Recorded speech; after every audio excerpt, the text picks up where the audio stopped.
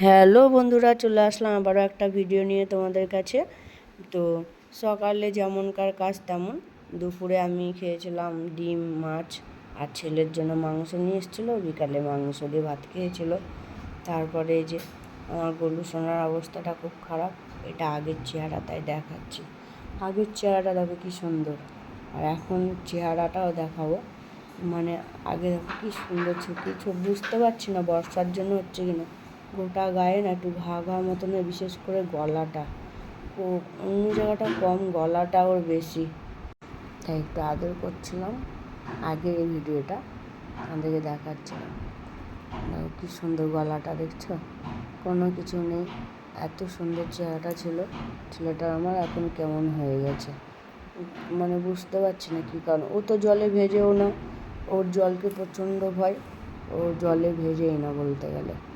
তো কী থেকে হচ্ছে বোঝা যাচ্ছে না। আর এখনকার চেহারাটা দেখো ছেলেটার, মানে দেখেই যেন কেমন লাগছে। ক্যামেরায় কতটা বুঝতে পারছো জানি না।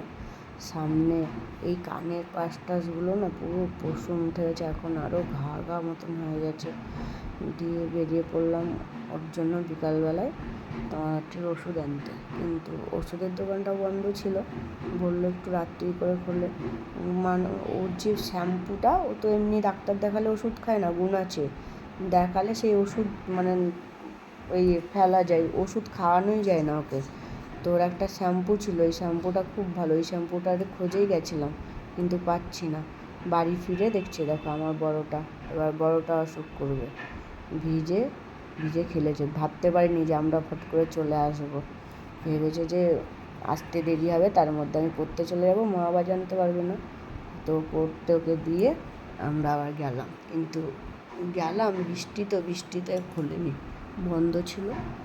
বাড়ি চলে আসলাম, আর বাড়ি আসতে আসতে বললো যে একটু তাহলে বিরিয়ানি নিয়ে নিই, রাত্রি হয়ে যাচ্ছে। আর ভিডিওটা ভালো লাগলে অবশ্যই লাইক করুন, শেয়ার করে এইভাবেই ভালোবাসা দিও। কে বা এটা